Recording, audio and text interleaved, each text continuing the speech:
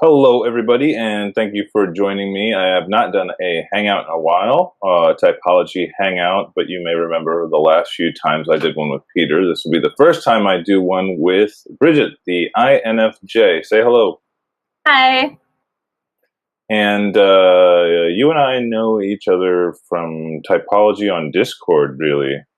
Yeah. How did you server? how did you start? How did you first learn about Typology? Actually, I first learned in high school. I was really interested in, I guess, self-discovery, and I started taking a bunch of personality tests. So just like personal online research and stuff like that. Yeah, and then Yvonne invited me to Moose's server. Like, oh gee, it's been over a year now. Oh, and Yvonne is Evie. I know who Evie is, but, but no one who's watching this knows who Evie is. So they don't have to know. Your roommate, correct? Yeah, we've been best friends since 8th grade. Yeah. And if I remember, she's ENFP, correct? Mm-hmm. So, yeah, I almost thought about dragging her into this video because it would have been kind of cool to have an ENFP and an INFJ on there. Maybe you still can do the magic of editing if she's around. I don't know. Maybe we can. Yeah, just like Yvonne, get over here. You've known each other for a while as shadow types. Technically, I guess we could just dive right into it. If you're talking about ENFP and INFJ, you're talking about intuition dominant types, but obviously you're introverted. She's extroverted. So how has that manifested in your friendship? We definitely complement each other pretty well when we're both like not acting outside of ourselves. What do you mean by that? We've gone through some like growing up together, having to get over our differences. Like she would sometimes be like really withdrawn and not want to talk about things if she had an issue with something I was doing, because I can be quite domineering but not really realize it. And then I'd be domineering and not really realize it. So that's interesting. So that gets into, because I did want to talk about functions with you. Most people, they would say, okay, well, that person's ENFP and you're supposed to be INFJ. What do you mean? Shouldn't they be the domineering one? They're the extrovert. Shouldn't they be bothering you? But the feeling process of those types are both NF types, but the feeling process, like everything else, is 180 degrees. So the INFJ has an extroverted feeling process, and the ENFP will actually kind of keep their cards close to their chest. They're actually not, they don't like to show all their emotions. They're quite private, actually. Yeah, definitely.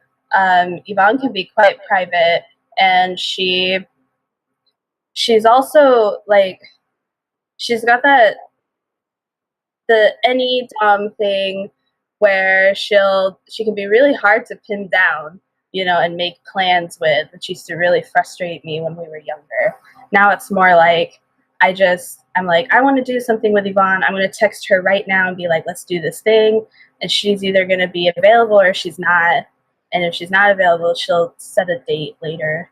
She'll really try to, you got to pin her down. You've got to take that. You got to get the butterfly and get it in your net. A good example was when we went out to the cabin for Memorial Day. Because I had asked her a whole month in advance, like, I'm getting this cabin, you're going to go with me, this is the date we're going. And then her INTP boyfriend, like a few days before we were leaving, was like, oh, you want to go camping with me? And she was like, oh, sorry, Bridget asked me like a month ago to do this thing. He was like, damn. Why couldn't he come along? He ended up coming along. But oh, good. That's nice. Nice that even the INTPs get to go camping. Yeah, of course. Yeah, and then Megan showed up, so it was like 2 INTPs. That was actually pretty funny to watch them talk to each other, because they kept talking about their preferences for interior design, and they kept saying the same things, like, oh yeah, what things were they saying? I don't know if I have any interior design preferences. Well, Megan used to be in real estate, and Stefan is, he was just looking for a house to buy, so that was their common ground. But they were saying something like, Megan was like, I don't need all that extra furniture. I only need this, and that, like really minimalist type of thing. He's like, oh, I totally understand where you're coming from. It was, it was just really funny to see that like synergy. I can definitely relate to that. Yeah. Did you always like understand your type? Did you know about your type? I know a lot of even intuitive dominance, introverted intuition can be hard to pin down. What's your relationship to introverted intuition? Yeah, when I was first taking the test, like between like age 16 up until a couple years ago, so like early 20s, I would test as every single type. Every single type would come up in my test, especially the introverted types. Like even taking the same test over and over again? Yeah, or like taking the same test over and over again. I'd revisit it like every few months or like a couple years apart, and I would literally like I've been an ISTP, I've been an ISTJ, I've been an ISFJ, an ISFP, everything. What do you think accounts for that? Like, because most of the tests are pretty simple. They have a static list of questions. You must be answering them differently. So why do you think you end up answering them differently? Is it the question? Is it you? Well, I think a lot of the tests, like those MBTI tests, they're so behaviorally focused, and my behavior changes sometimes. Like I'm not always the same exact person. I'm not always doing or thinking or feeling the same thing about the same stuff. Yeah. I for whatever reason, I don't think about the answers too much I give. I try to be obvious. I don't try to be like super deep. I try to give like, okay, you kind of know what you're leaning toward. And most of the time I always get T. I mean, I never don't fail to get T. But the quizzes do leave a lot wanting. I don't know why. Like, what do you think? Why do you think they're so big? I can never figure out why people are so fascinated by taking these they're like Facebook quizzes. They're not very robust. I know, they are like Facebook quizzes. And I think it's because for the same reason that people like taking Facebook quizzes. Yeah, it's like what kind of animal are you? What house in Harry Potter are you? People love hearing about themselves. They love to like take a little quiz and hear that your spirit animal is a wolf. Like right. I don't know. But I was always interested in it. I was interested in why it worked when it worked, because everybody thinks they have all these quirks and stuff, and it's just kind of funny. And I know a lot of people don't like anything related to personality theory, but I think the problem is that we just can't we literally cannot put people in boxes and like electrocute them and like actually do hard science experiments. So we're always doing these indirect things like quizzes and surveys and other stuff. Yeah, I think when it comes to typology, that's where the self-learning thing is really important, because tests just kind of don't work that well. Like they might work pretty well, but there's people like me who will test as every single type every time they take the test. Could you imagine a test coming out or someone making a test that would be fairly accurate for you, or do you think it's kind of hard to formulate questions that really relate to functions or types or anything like that? I think it's hard to account for the infinite amount of ways that somebody could read and interpret a question. Mm-hmm. Yeah. The closest thing has been that John's test. That one I get pretty consistent results on. But nowadays, I know I have more knowledge to understand what the question is asking of me. Right. I feel like if anybody ever wrote a pretty good or pretty consistent test that that I know enough about typology that I could get any of the 16 results I wanted, but that wouldn't necessarily be bad. Yeah. But I don't know. Yeah, and I could probably tests. Yeah, on those dichotomy tests, I can manipulate the results if I wanted to as well. I've often gone back and like changed my answers just a little bit just to push it a certain way. So what do you think is the best way to get insight on your type or functions? If you were just if someone was having difficulty, what do you tell them? I definitely like, I think if I went into typology completely not having ever done anything for it, sorry, there's like a notification. I would like to take a single test just to like get a general idea of what direction to look in, and then start really reading into the functions, which is what we do on the server. Right. There's a lot of good people on Discord. I don't know. Do you want me to link the server below that you? Sure. Yeah, I'll link it so that anybody's interested, they can follow the invite and hopefully get help if they're having trouble, or help others if they're a super expert guru. Yeah, we need so many gurus. Well, I know also Linda Barron's website, cognitiveprocesses.com. It's super simple, but I think a good super simple introduction is really necessary for people. Like, it's like 2 or 3 paragraphs, like not very much information, but when you just need the skeleton, you just need to like see it all laid out. I think that's a good website, cognitiveprocesses.com, for anybody else looking for resources. Yeah, I like that website too, and I like the descriptions for the functions because they're just short and concise. Right. And, like Anai is talking about projecting into things, like visualizing a lot of things happening, and that to me is like, okay, that makes me feel really secure in calling myself an INFJ, to read that and know that that's what I do. So yeah, it's interesting. So yeah, maybe we could go down the functions. Well, you got introverted intuition, or NI, and for me, as someone looking on the outside looking in, it seems like there's definitely a lot of brain movies going on. It's like when I first heard about it, talking to an INTJ friend of mine, he was saying it was in a strange way like watching your own mind at work, or watching your own brain at work in a strange way. Whereas it definitely when I feel like I'm in a deep introverted thinking process, it definitely feels like I'm doing something, like it's an activity. It's more active, not passive, in my brain, like the gears are turning, so to speak. Yeah, I might enter into an introverted state, like thinking about something, and then suddenly I'm somewhere else. I'm mentally like visualizing something, or suddenly I'm like 10 years ago digging up memories, and it's not necessarily something that I consciously decided to do. Is it I get a sense of like almost a consistency, like everything that could do that could trigger that in an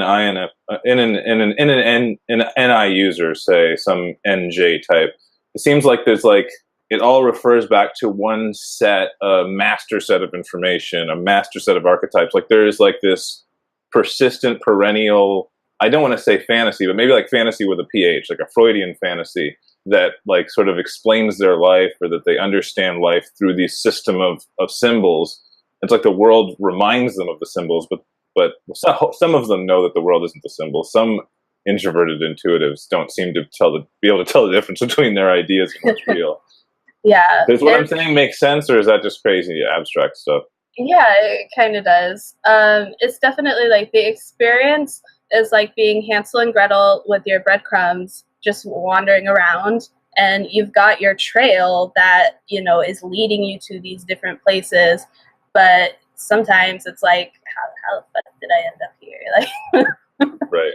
And you have to backtrack and figure out, like, oh yeah, I was thinking about this, and then I thought about that, and then I thought about that. Is it tied that much to your experience, or is it more like what you can imagine and what you can think? Is it more rooted in creative potential? A lot of it is what I've already experienced, and sometimes it's like synthesizing new things out of things I've already experienced, but it's not necessarily like it's not like new, like it came from nowhere, like it came from some sort of experience. I've noticed there's also, yeah, there's a big tendency to synthesize lots of information the higher your introverted intuition is. And that personally frustrates me and annoys me. And I don't know if that's like a quality of introverted sensing. Does that like to compartmentalize, or is that my thinking that's compartmentalizing things? Is it both? Yeah, I don't know. Sometimes it can be kind of wacky, the conclusions that other NI people can reach. And then I think if you have a really well developed like SE, or maybe your other lower functions, then you can begin to become more accurate in your synthesis at, something that more resembles like what actually happens in the world, and not just like complete fantasy. Yeah, I mean, that's a mature relationship. Sometimes people they retreat a little bit heavy into the fantastic, or they try to make the fantastic real. Especially, I've noticed now. I don't know if it's like the 21st century, but it does seem like people are really, really willing to live in a world of complete fantasy, like just complete ideation, complete, thought process, like almost like contempt for reality. I see a lot in online culture and young people and internet culture. I mean, we have people walking around hotels in cartoon mascot outfits, and furry conventions. Like something's different here. Yeah, and there's like the captivating like screens. Everybody's got screens in front of their faces. Mm-hmm. Yeah, I start to think about my brother. He's ISFJ, and he spends pretty much all of his time on the computer. He's been like that for years, especially after the brain surgery he had in high school.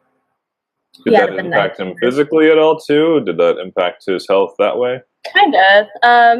So like when he got the tumor, it sat right at the base of his cerebellum, and he was having vertigo spells. We thought he had an ear infection. They hooked him up to a machine and shook him all around, and oh, there's nothing wrong with your ears. Sounds comfortable. Yeah. And then they did the MRI scan. They're like, oh yeah, you got a tumor. And after he got the tumor taken out, he had to use a cane for a while just to walk around. And he still, to this day, he can't look up. Can't look up like this. He has to. If he looks up like this, he'll faint. He'll start getting vertigo. And that's interesting. Yeah, and he can't lie completely flat without getting vertigo either. He has to sleep propped up. Wow. Yeah. It's very unfortunate. Well, I mean, it's better than nothing, right? I mean, I'm glad that he's still here. Yeah, and he's not having like crazy vertigo attacks anymore. He just has to avoid like laying down and looking up. Is that your only sibling, your brother? Yeah, we're 10 months apart. Oh, Irish twins, huh? Yeah. Literally, though, you are. Yeah. Right? You are Irish. How was your relationship growing up? Were you guys close with? Because I think those two types are ISFJ. They're like the INFJ, business relationship, look-alike or business-like. So they live very similar lifestyles, supposedly. Yeah, actually, as kids, we were like the same age, and we hung out with the same friends, and we did a lot of stuff together. And then as we started growing up, we started kind of diverging a bit and being really quiet towards each other. And now it's kind of like this. I definitely feel the whole like business relationship with the ISFJ, because it's like, I mean, something that really summed it up was I felt like, oh, I should just chat to my brother. And I messaged him like, hey, bro, what's up? What do you want to talk about? He's like, did you want to borrow a game or something? Like, why are you talking to me? Yeah, it's a weird thing. I have two INFP brothers, and I definitely noticed that while we were together, we had a lot in common. We shared a lot of the same interest in the same movies or playing the same video games, things like that. Even sharing friends, even though the distance between me and my older brother and me and my younger brother is 5 years up and 5 years down, so it's a bigger distance. But even then, there was some intermingling of our circle of friends. But over time, I would say more them than me. Yeah, there was a distance, or like just I feel like a greater degree of privacy was desired, or something like that on their part. Yeah, me and my brother are definitely like very private. We only really come together, and I'll visit him whenever I go visit my parents, and we just kind of shoot the shit, like, oh, what's a good anime you've been into? It's all very like peripheral information. It's never like, oh, how are you feeling or anything like that. Right. It's like in that dynamic, you're like starting from different cores, you pass through the same space, and then you're diverging as you go further. We never really like hit intimacy or anything like that. It's just like, oh yeah, we like the same stuff. Let's talk about that stuff. And let's see, we're close to about 20 minutes in, and I don't want to go too long. Do you think there's a chance of getting Evie on, or should we discuss other subjects? Well, not right now. She's not getting home until almost 6. Oh, okay. I thought she might actually be there. So no, even the magic of editing can't. Yeah, she is working. She's a working lady this week. Oh, that's right. It's you're in a relationship that is an identity relationship, right? Your partner is also INFJ. Oh. How long have you guys been together? We've been together. We got married in 2015, but we kind of were like courting and dating for a couple of years before that. So what's that all together? Like 2013. 2013 is when he definitely became like a presence in my life. Okay, so like 4 or 5 years. Yeah. A good amount of time. What are the I'm sure when it's there's difficulties and there's strengths and there's weaknesses, right? Yeah. He definitely gets those NI grips. Like just off more so than I do. On his own path. Yeah, where he's just like really absorbed in screens, and when he's like a lot of our conflicts will start arising from things that he kept in his head and never expressed. And it's like he maybe thought about, like he probably imagined and had a conversation with me in his head and thought that was it. He forgot to actually have that conversation in reality. Yeah.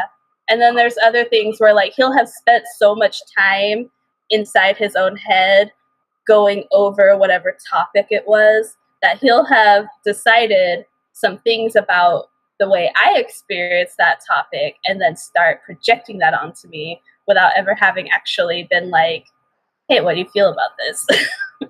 Yeah, sometimes I find like when I think of something, or even if I learn something, I'll sometimes think everybody always knew that, or like after I learned it, then other people must know it, even though those two things aren't connected. So I will forget sometimes that other people don't know what I know or what I've been thinking about. That was just something that I processed in my own mind. Yeah, we just had an interaction like that on the lake because I was stuck in my kayak, and I asked for him to come help me because, I was just tired from the heat, and I was climbing around all these rocks, and my kayak was stuck, and I forgot that I had launched it up onto a huge rock because the dog had knocked it loose. And he like assumed that I was just being kind of lazy about it, like I just like help me, and he started talking to me like all rude, and I was like, what are you doing? I need help. I don't know what's wrong with my kayak right now. And so little stuff like that. Do you find that I was in an INTP relationship, and I find that like sometimes you need to use social roles or maybe certain expected relationship roles as a tiebreaker when initiative isn't being taken on an issue by one or another party. Do you guys have do you have a sort of, I don't know, relationship culture to solve those kinds of issues? We're pretty like egalitarian, but there's certain things like, I don't know, we've, after everything that's happened that I don't need to go into super detail about here, we have decided that I'm going to run the finances, which is, kind of breaking the gender roles, but no, it's just whatever. It needs to be done. Not really, though. Because when you think about it, like the wife always took home economics and was always expected to handle the budget and the the man was Oh, traditionally really? billed. Yeah, the man was traditionally billed as irresponsible, and I think I even guess. in Eastern relationships, a lot of the time the man is given an allowance and the woman handles the domestic Oh, finance. So I didn't not know that that. uncommon. Yeah, make sure the guy Well, doesn't drink away the paycheck. I guess I'm so used to the way that my parents are, because my mom was always the breadwinner, and and she always did all the budgeting. So I just assumed that was like breadwinner person does all that, and breadwinner is usually dude. But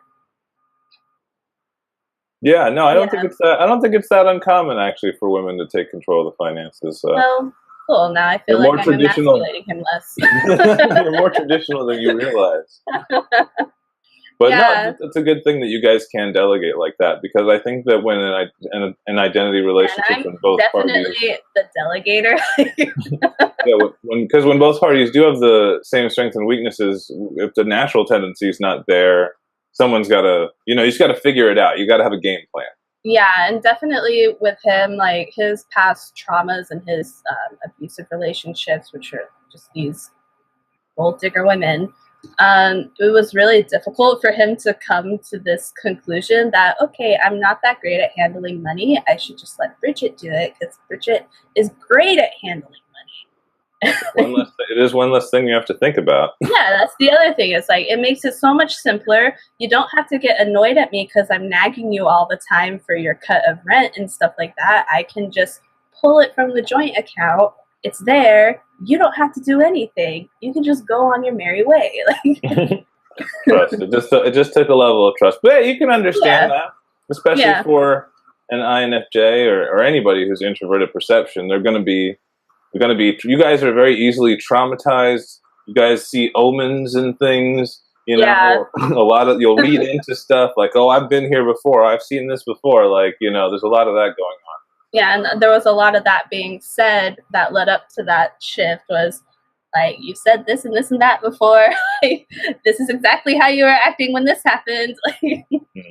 And but that's also kind of cool that we both do that, because we can both be like, oh, we see some shit that we don't like, let's rearrange the course, go somewhere else.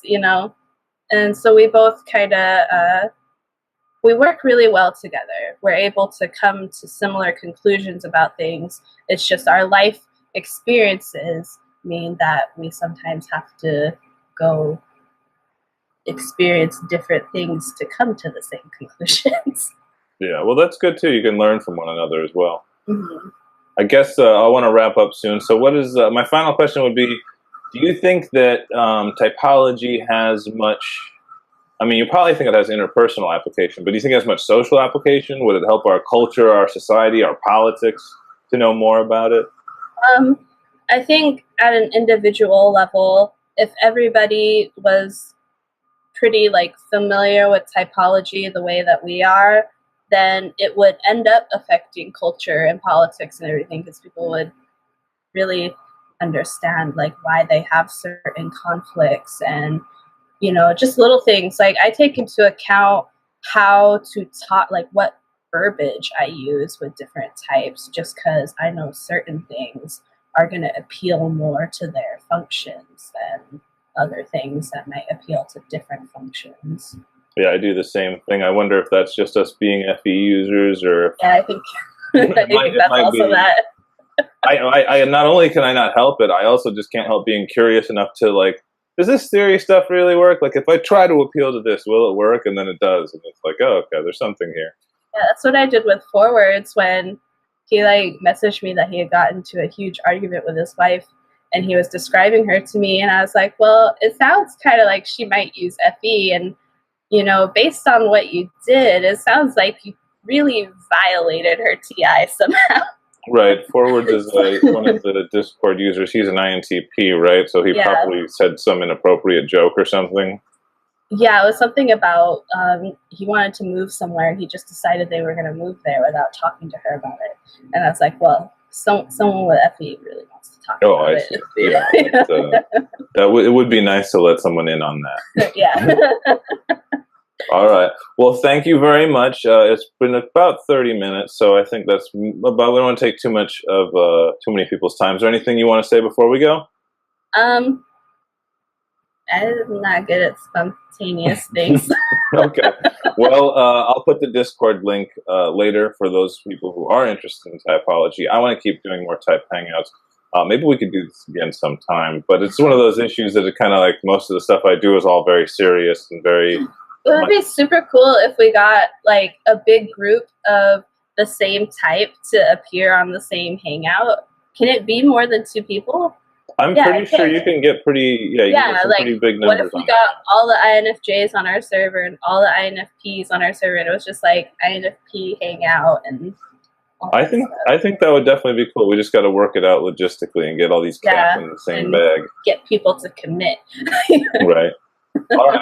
Well, thank you for all of you hung in there this long. Won't be the last Typology Hangout. Please check out my channel for other stuff. And if you want to talk to me or Bridget personally about typology or other subjects, I'll link the Discord server below. Thank you for talking to me. Thank you for talking to the audience, Bridget. Bye-bye. Bye.